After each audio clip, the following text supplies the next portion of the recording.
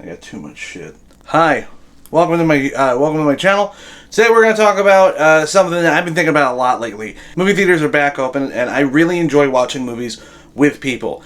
Some of my favorite experiences in my whole life have just been watching movies and just the reactions that people, like the energy of a movie theater is. I crave it. I missed it a lot. I saw Suicide Squad in theaters, and it was like everyone was going nuts and everyone was like cheering and like really losing their mind, and I missed that energy. So I decided to make a list of 5 movies I think they should put in theaters and should be watched with a crowd. Kind of like every year they do Jaws. Like, you know, Jaws is like my favorite movie. People know this, okay? But like every year around the summertime, you can go see Jaws in theaters at some point. Same thing with Jurassic Park. And I think there's 5 movies that I think should be watched with a crowd. During the missing year that just happened, my friends and I, we would spend Sunday nights or Wednesday nights watching movies together. And we just had like a blast, like watching these movies and really enjoying them as like a group. So so here's the list. Here's my 5 movies I think you and your friend should check out together, even though you've already seen it, or if you haven't. Have fun. Number one was a struggle. I really had to like force my friends to watch this movie, but it was worth it. It was fantastic. It's called The Cat in the Hat. Now, I know what you're saying. No! But I'm going to say, please, don't give it. It's so bad. It is as bad as you remember, but it's beautiful. This is a movie where everyone did not want to be there. Not a person wanted to be there. Mike Myers, the director, Alec Baldwin for some reason, Josh, his mom from Crazy Ex-Girlfriend. She didn't want to be there. And they were trying to do Dr. Seuss, but like, the cat is like weird and raunchy. Here, watch this clip real quick. I want to stand here and I'm going to watch it with you. Wait a minute, did you say anything? Anything. Anything? Yes, anything. Anything? Anything. Anything? I'll get you, and I'll look like a bloody accident. Anything. Who's that for? Who's that for? Not me. It's for me. And you, watch it with your friends. This is, I guarantee you guys will have a blast. Number 2! This is a movie that was shown to me while under the influence of fun. Yeah? That's how I'll say it. We were under the influence of fun, and a buddy of mine, Alex Fleming, he said, I have a movie you should watch. It's called House. And we sat there and we watched House. And I have done this now to so many people. It's almost more fun to watch people's first reactions to the movie House. This movie is insane how it was made. A Japanese film director was in America for a trip. He saw this movie called The Haunting, which is a classic haunted house movie. How ghosts work in America is very different from how ghosts work in Japan.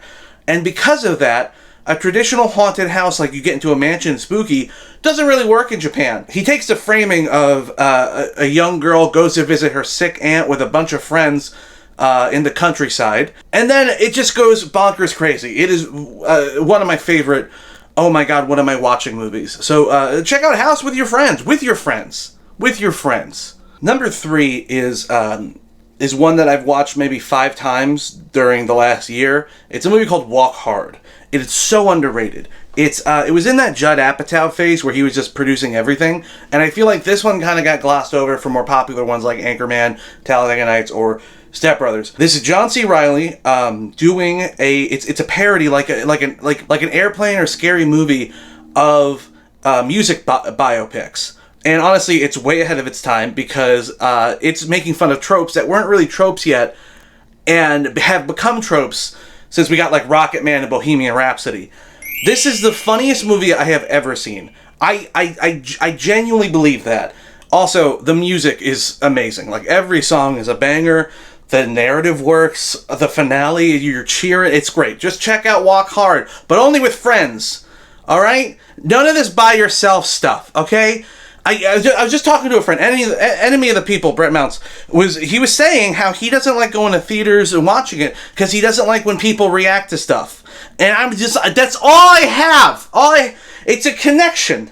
Number 4. Now, this one you can definitely see in theaters at some point. I just recently saw it in theaters, and I had a blast, and I don't know why more people should watch RoboCop with people. RoboCop is a great satire. It is, I think a lot of people have it in them, like, because it's like, oh, it's like a very serious kind of like 80s. No, this is a very funny, over-the-top satire of 80s, like, Reaganism and like, the police force. It's so good. Also, if you ever wanted to see like Red from That 70s Show just fucking kill a bunch of people, look no further than RoboCop. There's also, like, my brothers and I have always had this kind of running joke with RoboCop, because how it ends. Nice shooting, son. What's your name? Murphy.